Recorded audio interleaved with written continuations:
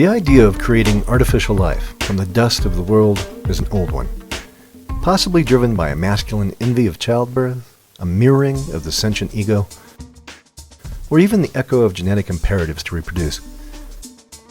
Automatons, self-operating machines, are a dream embedded deep in the core of human thought.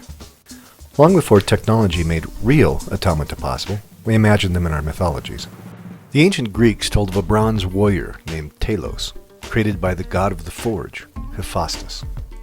In ancient China, a fabled mechanical engineer named Yan Shi created artificial men complete with synthetic internal organs. According to legend, one of these devices became too flirtatious in the king's court, and Yan Shi only kept his head by disassembling the offending machine in front of the mesmerized monarch's eyes. Examples of real ancient automata include the Antikythera mechanism, the first known analog computer dating from 150 to 100 BCE, and multiple clock-like devices created by the Muslim polymath al-Jazari in the early 11th century. By 1920, mass industrialization had replaced large numbers of human laborers with machines. Anxiety over this trend sparked such artworks as Charlie Chaplin's masterpiece Modern Times, and a play written by Czech playwright Karel Čapek called RUR, Rossum's Universal Robots. From this work comes our word robot, which is derived from robota, meaning serf labor or drudgery in many Slavic languages. By 1974, microcomputing was fully integrated into robotics. This trend has become pronounced in the intervening years, leading not only to types of robots that are beginning to act and look like the imaginary creatures of our ancient ancestors' imaginations, but also humble devices, now ubiquitous in our homes and workplaces. The term robot is a broad classification.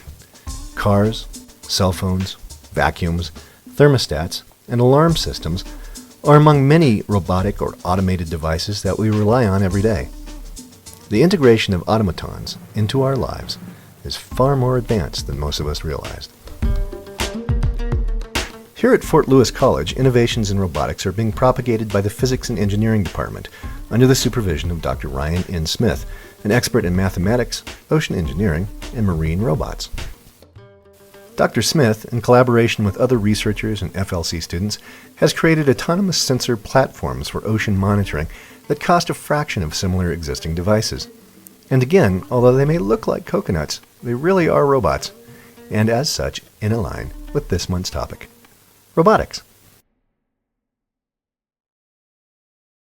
This is a pseudoseed. It's actually a representation of a coconut, which has some internal components, a small microprocessor, GPS locator, accelerometer, and a temperature sensor, and a salinity sensor actually. Well, the whole idea behind this is to model what they call long-distance dispersal, or the movement of seeds using the ocean currents as a vector for transportation. And the reason we use a coconut is because it's pretty much the largest seed you could have and allows us to put enough electronics and battery power in there to last a long period of time in the ocean.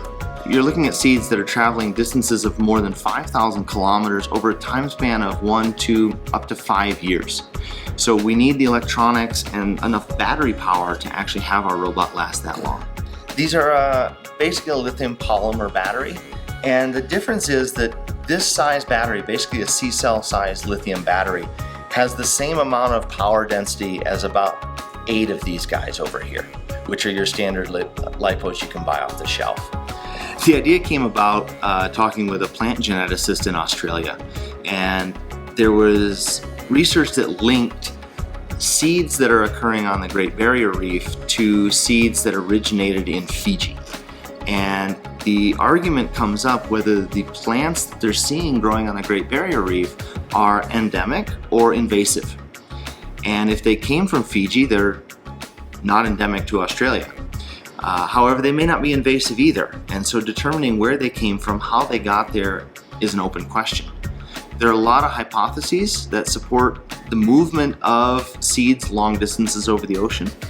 But to date, there is no empirical evidence to demonstrate that this is possible.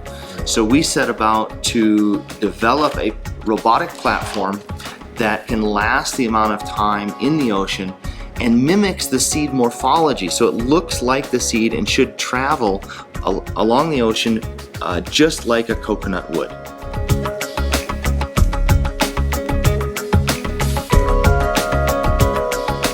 So the first part when you start looking at how seeds disperse through the ocean is actually what happens to a seed when you put it in the ocean or in the water. So we have a tank here which is filled with salt water that mimics the water in the coral sea, kept at the same temperature and same salinity. So hopefully we're getting the same environment that they should experience. And we dropped a bunch of coconuts in here. We put these in about 7 months ago, so they've been floating in here for quite a while. And we want to know how the volume of these change, how the density changes. Do they absorb water? Do they sink? Do they float? How long do they stay viable in the ocean environment? This is the longest ongoing experiment for the viability of coconuts in the aquatic environment. The last study was done in 1943, and they lasted about a little over 100 days. Ours have been in, like I say, over 7 months now, and we're hoping to write a pretty comprehensive study on that.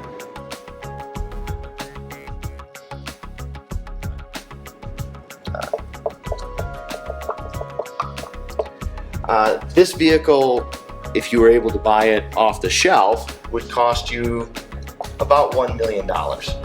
And it has a lifespan of about 16 hours. $400,000 with a price tag of about $300,000, of about $60,000. Now when you compare this to our pseudoseed, we're looking at a price of about $500 per unit, and we're looking at a lifespan of about 1 to 2 years. There is no platform currently developed that allows us to look at ocean currents, study the problem we're looking at, collect the data that we want to collect, and economically produce a couple of hundred of these that we need to examine the problem. The development of the seed itself is 100% FLC students. The idea, the concepts were developed by a colleague of mine, the plant geneticist in Australia, and we have some ideas of what we wanted, but it was really brought to reality by 5 students here at FLC. First seeds in the ocean, hopefully in about a year. After that, as long as funding is viable, we'll move to full-scale production and throwing them into the ocean on a large scale.